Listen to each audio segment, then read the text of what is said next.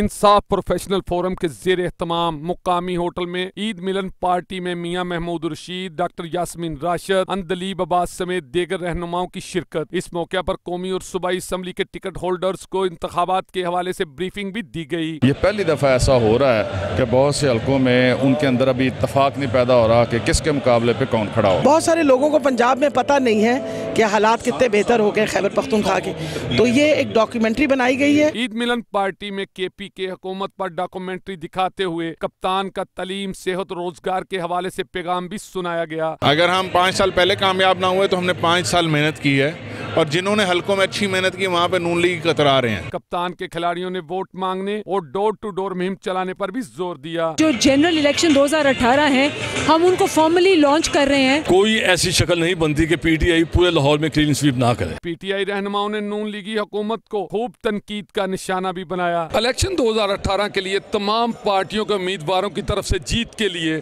जोर तो लगाया जाएगा, लेकिन जीत का ताज किसके सर होगा इसका फैसला तो वक्त ही करेगा। कैमरामैन अदनान राजपूत के साथ मलिक मुश्ताक, 7 न्यूज़, लाहौर।